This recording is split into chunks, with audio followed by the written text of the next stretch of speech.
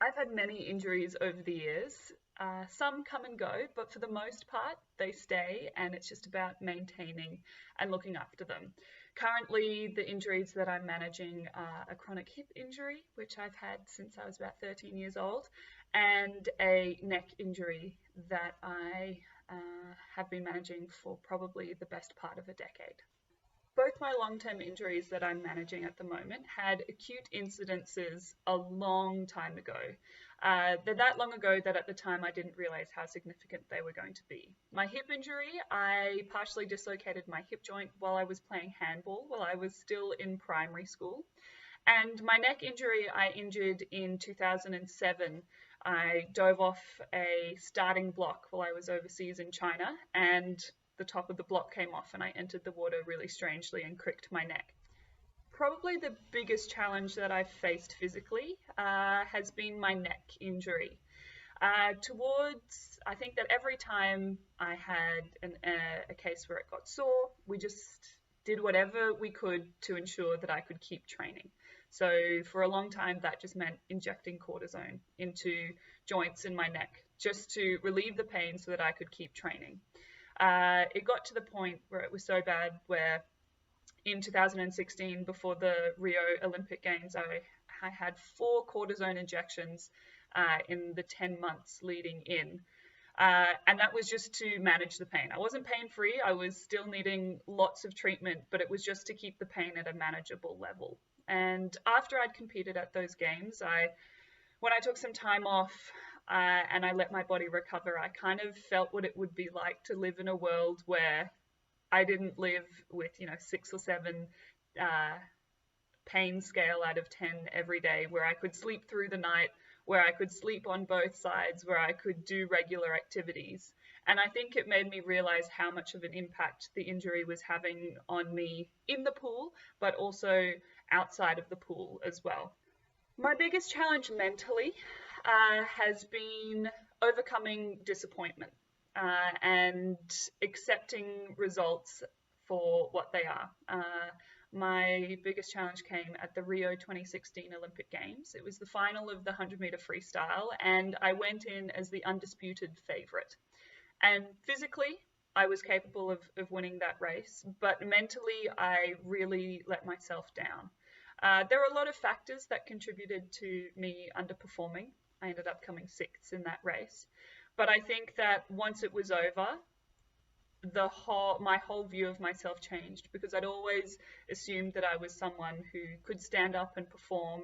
I had always been very reliable, and to have that part of my identity taken away from me was something that I really, really struggled with. So I've had to learn the art of self-acceptance and self-forgiveness, and to make sure that I take lessons and learnings from my failures in life, and I use them to continue. So to not to be deterred by setbacks or failures, but to be challenged and inspired by them. My daily physical rehab routine consists of a lot of really boring, quite hilarious looking exercises. I have a whole heap of TheraBands that I use to keep my shoulders in good shape, and then I have bands that I use to keep my neck in good shape as well. I make sure that I arrive to the swimming pool, at least 30 minutes before we're due to start, and I go through a whole program designed around warming up all the little stabilizing muscles that have been neglected for so many years. So it's quite a process. And then, 3 times a week, I have a longer gym program that probably takes about an hour to complete. So it's a lot of maintenance, but I've learned that it's really necessary if I want to keep my body in shape and ready to perform and train. I'm very lucky to have a great support team there to be with me through every step of this journey. The main people that it consists of are my coach, Simon. I've been with him for 18 years, so I've known him since I was 9 years old, and we have a pretty good relationship, and I definitely wouldn't be where I am without him. My friends, my family play a huge role in keeping me grounded and loving me unconditionally outside of the pool. And then there's the whole professional team that I work with on a daily and weekly basis. So that's my physio, massage therapist, strength and conditioning team, sports physiologist, and a sports psychologist as well. I think that you want to make sure that when you're preparing for an Olympic Games that you've left no stone unturned, and if there's a possibility that something could be beneficial for you, then it's worth giving it a go and trying it out. I'm currently working towards my 4th Olympic Games, and I don't think that I would still be motivated to train as much as necessary if I didn't think that there was more I could achieve out of the sport. And I think when you're talking about achievement, it's really strange because the easy answer is to win a gold medal, but I think that everyone wants to win an Olympic gold medal, and that kind of goes without saying. For me, I've tried to shift my focus away from that outcome, being that Olympic gold medal, to being a process-focused goal, in that I want to get the best out of myself that I possibly can on the day when it counts. So that means in the final of the 100-meter freestyle at the Tokyo Olympic Games. And I want to stand up and perform and give 100%. Whatever the result ends up being, I want it to be a true and honest reflection of what I feel my capabilities are and the time and effort and hard work that I've put into training.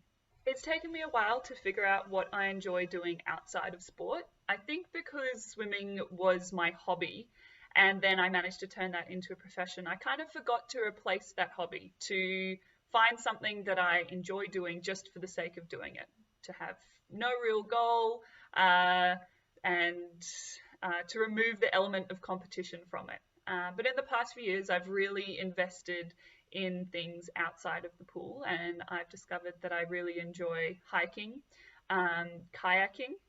I've really started to get into photography. I've always been a big reader, but I've really made that a priority to read books that I both enjoy and that I will learn a few things from. And pretty much I'm game to try just about anything as long as it doesn't require too much coordination, because I can't risk injury just yet. But I look forward to being a little bit more adventurous in my hobbies once my life in swimming is over.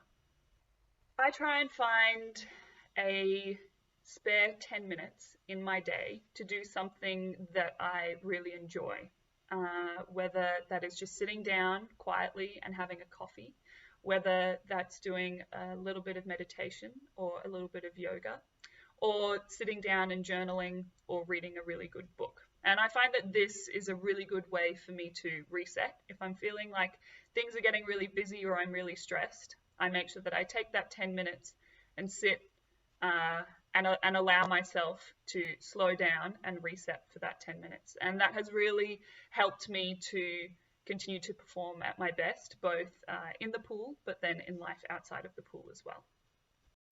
When recovering from injury, your mindset when you approach your rehab process is almost as important as the physical rehab that you're going to do.